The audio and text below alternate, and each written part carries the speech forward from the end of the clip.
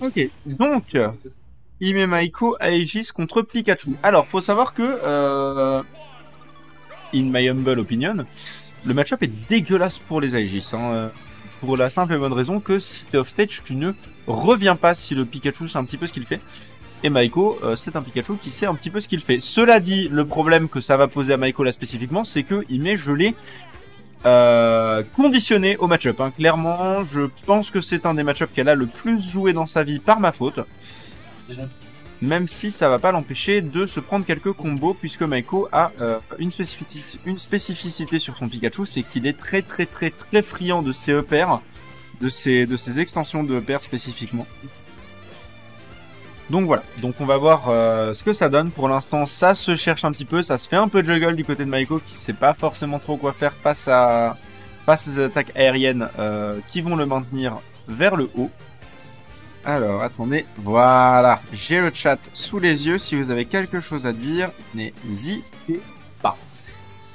Du coup, bah ça se regarde toujours dans le blanc des yeux. Ça va pas être un match-up qui va être traditionnellement rapide, on va pas se mentir, hein, dans les deux cas, c'est plutôt une bonne idée de prendre son temps et de bien réfléchir chacune de ces options, parce que si tu te fais punir, extrêmement fort, comme nous le montre Ime avec ce forwarder qui va prendre cette première stock.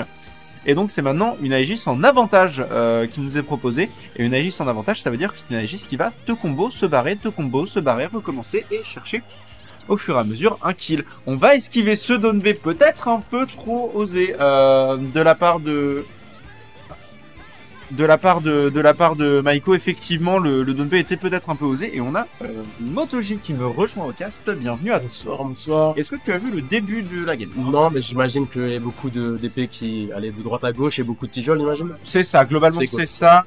Maiko qui s'est fait avoir sur une read de jump au forwarder et donc qui a perdu sa première stock et qui ensuite est devenu beaucoup plus greedy et qui a tenté un down B et depuis ça se passe pas très bien. Dans sa spécificité, ouais, bah là, ça, ouais. Je vois directement. Mais ouais, je sais que pour le 7-40 en tout cas, et le match-up, Maiko a beaucoup de mal avec les épéistes, et même surtout Ime, en général. C'est très compliqué en fait de trouver des ouvertures, et il n'arrive pas à trouver la range en fait, et trouver les ouvertures pour vraiment capitaliser sur les phases. Et, que je peux comprendre, et au-delà de ça, c'est vrai que c'est ce que je disais avant que tu arrives. Ime, c'est la personne contre qui j'ai le plus joué avec une Pikachu au monde, donc le match-up elle est réglée dessus de zinzin. On connaît un peu quoi. Voilà, donc il y a des trucs qu'il va falloir que Maiko fasse pour gérer un tout petit peu mieux son désavantage, notamment. J'ai nommé le pancake et le backer. Ouais. Pour l'instant, c'est vrai que Maiko c'est un joueur traditionnellement qui utilise beaucoup plus son up tilt, son up air, ses extensions à base de down B, etc. C'est des bonnes options et on l'a vu mettre beaucoup de pourcents avec ça, notamment parce qu'Ime s'y attendait pas forcément. Mais en l'occurrence, c'est vrai que contre une épéiste qui va essayer de te juggle un maximum, il va falloir fast fall, il va falloir outbox shift, il va falloir faire tout ce que tu peux. Ça, faut qu'il joue sur sa mobilité, qui est bien meilleure que celle de Pyra de base, et qui équivaut à peu près à celle de Mitra. C'est globalement équivalent, ouais. Il a une physique aérienne qui est très différente, mais Pyra a une meilleure vitesse au sol, donc exactement ça se vaut. Et il faut qu'il joue sur ses auto shield, sur ses coups rapides en fait, qui vont un peu mettre Mitra et Pyra dans vraiment des phases un peu bizarres. Et surtout en fait, faut qu'il capitalise sur l'edge guard, je pense, qui est en plus la base de Pikachu.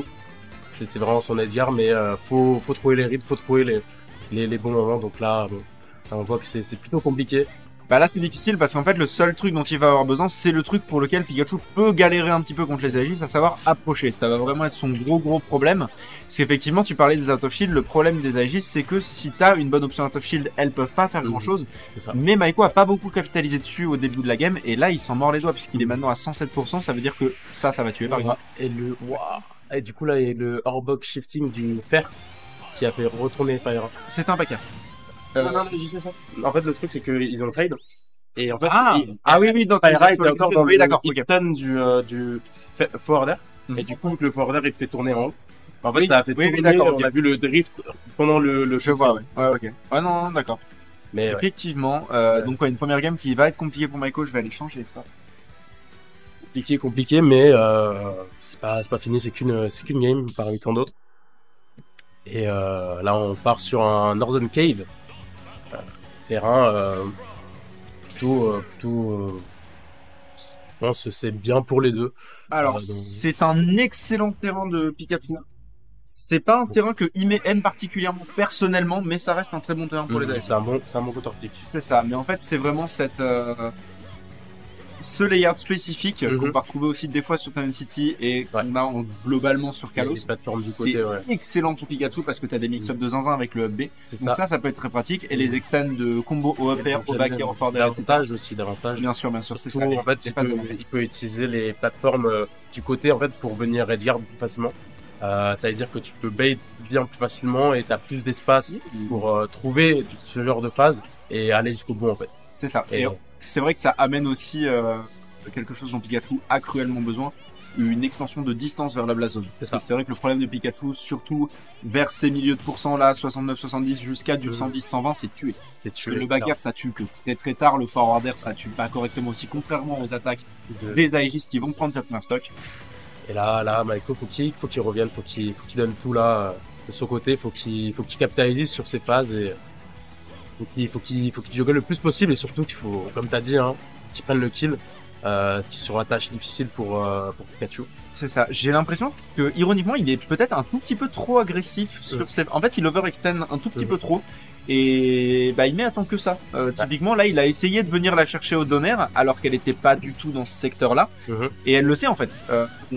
Elle va quand même perdre cette stock. Bon. Des fois, les Aegis, ça tombe. Ça tombe. Écoutez, ils ont un poids assez petit, donc poids de plume. C'est ça. Même si elles ont pas le même poids. J'ai appris ça en jouant avec Ime, c'est un poids qui est légèrement différent.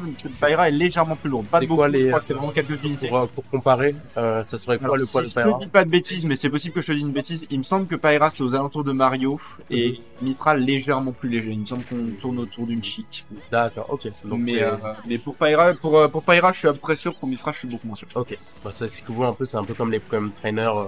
Chacun a son poids spécifique, donc oui, c'est ça. Faut jouer avec. Bon là en tout cas, Maiko qui essaye et qui se fait reverse. Il a essayé il attendait la garde, mais ça a pas marché. C'était double Thunder en fait. Il voulait Thunder la mettre en l'air, puis refaire un Thunder et là ça revient. Ça tue. Ça revient pas. Ça c'est une très bonne option pour venir chercher. Totalement even des deux côtés. Maintenant là c'est la bataille de qui va pouvoir mettre le plus de phases.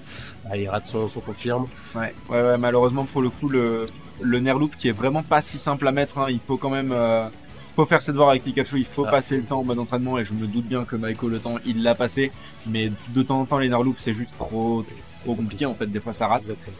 Et surtout quand t'es nerveux comme ça contre une Aegis qui a déjà pris magistralement ses premières games. C'est compliqué. Là, c'est lui qui a la pression. Ime n'a pas vraiment besoin de pousser en fait son avantage parce qu'elle est clairement en position de force. Donc là, ça va être Maiko qui va devoir chercher ce genre de phase assez risqué. Effectivement, et tu vois vraiment cette tentative là pour le coup, c'était pas de l'overextend parce que le donner est quand même relativement safe à lancer, surtout quand t'as encore ton double gun. Mais ça a permis à Ime de reprendre l'avantage encore une fois. C'est vrai qu'il fait des trucs qui sont juste légèrement trop laggy. Mais vu qu'il a pas l'habitude de se faire punir là-dessus, il se rend pas forcément compte immédiatement du fait qu'il faut arrêter. Je pense surtout au Donbei à vrai dire. C'est vrai que le Donbei c'est son gros problème dans ce match-up actuellement. Mais ce donner, c'était un tout petit peu dommage. Et là, il continue la phase d'avantage. Et encore une fois, est-ce qu'il va se faire toujours ce Donbei. Vraiment le Donbei qui lui a perdu la game. Ça porte préjudice un peu en fait. Ça, en fait, c'est le risk reward est un peu trop élevé. Stungan qui nous dit, Pyra est à 98 et Mythra à 92. C'est ça, voilà. Le problème a été